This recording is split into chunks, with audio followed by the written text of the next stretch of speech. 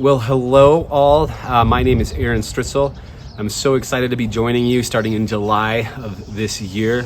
I'm excited to hopefully, as the baton is passed from Pastor Stephanie to me, that I don't fumble it too much, although I know I will a little bit. But I'm excited for all the work that you guys are doing. This last week, I got to meet with your board. We're 4 out of the 6 members there. And what stood out to me is I got to see the gardens. I got to walk the labyrinth. I got to see where you all meet, and I got to see the excitement, the anticipation of the things that they were excited about that you all are a part of and doing. And I see it very much as a prophetic community. I think there's a lot of shifts happening in our world, institutional shifts, but also shifts in consciousness. And part of that is we need to experiment and explore different kinds of faith communities. And so when the district superintendent asks, what's your feeling about what do you want to do next? I said, I want to be a part of a new faith community, a church plant or something that does something different. And so when this opportunity came up, I said, well, that sounds exciting. A little bit about myself. Both my wife and I grew up in Durango, Colorado. We've been married for almost 18 years. Both of our boys were born in Durango.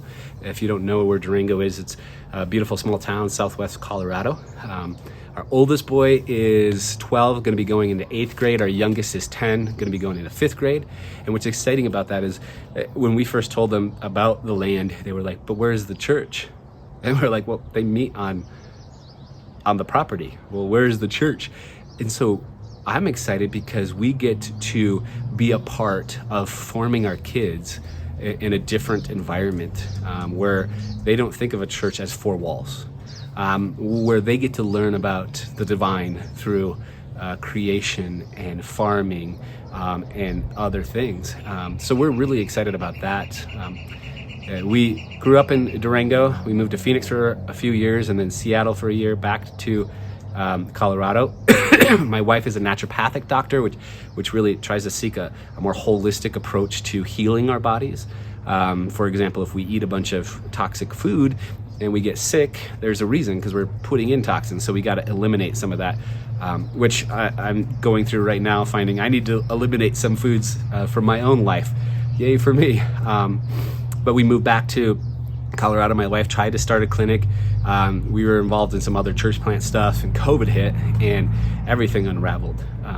So we're like, well, what do we do now? And so DS up here in Montana asked us to come and be an interim for a year. So we decided, okay, we've never lived there. We've never even been to the town, but we decided, yeah, we'll come up and be an interim here for a year. So we got to explore Yellowstone and Glacier Park and the mountains. And right now I'm videoing this from my backyard. It's springtime. It's gorgeous. But I grew up in nature. My dad really instilled in me an appreciation for the beauty of nature. And even though I didn't appreciate that all the time as a kid, I definitely did as an adult, much more. Backpacking, hiking, biking, fishing, camping, being outside has always been a priority. I grew up conservative evangelical most of my life, which loved until it stopped working for me. And it really stopped working for me in undergrad, going through evangelical college, biblical studies, where I started wrestling with questions about hell as eternal conscious torment. And do people really go there that don't believe everything I believe? And even within my religious tradition, and then finding out, there's really good loving people outside my faith tradition and people that don't believe at all. Why do I think I have all the answers? And human sexuality was another one. I have family members that are transgender and gay, and I wrestled with that.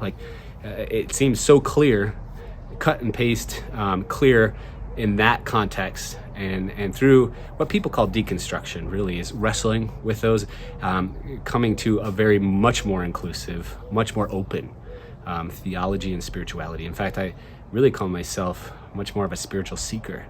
I found kind of a home in the Christian contemplative tradition. I think it's much more about experiencing God and the divine than it is about naming everything in precise fashion.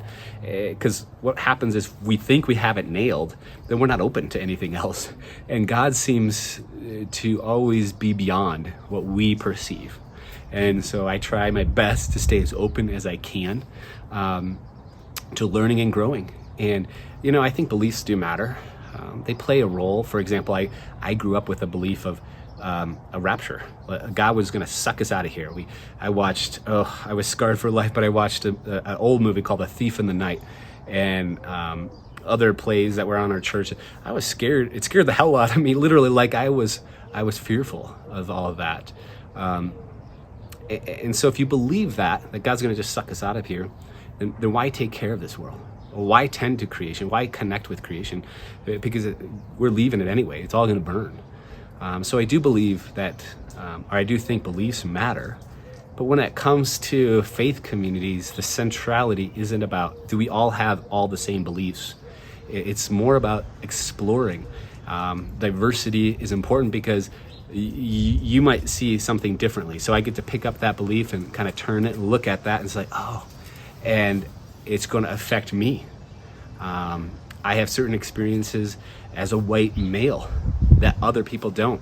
That my wife, who's half Filipino, we sat in restaurants before, and for me, it felt totally natural. But for her, it was all the brown people, the people of color were in the kitchen, and she was the only one out there. And so those kinds of things help us grow, help me grow, and help each other grow. So diversity is to be honored and embraced. Well, while it's been the contemplative Christian tradition, I think more recently, it's also creation spirituality, and the fact that because of our environmental crisis and really a lot of other issues, I think at the root of a lot of those issues, in part at least, is because we as a society are living increasingly disconnected from creation and nature. The rhythms of nature, the cycles of nature, but just what nature teaches us about the divine, about the creator. So much so. So we're really excited to be joining you all in the work that you've been doing for years. We're really excited to learn alongside of you and hopefully partner with you and partner with God to continue the prophetic work that you are all doing. So that's a little bit about me, about my family. And so we look forward to meeting you all in July.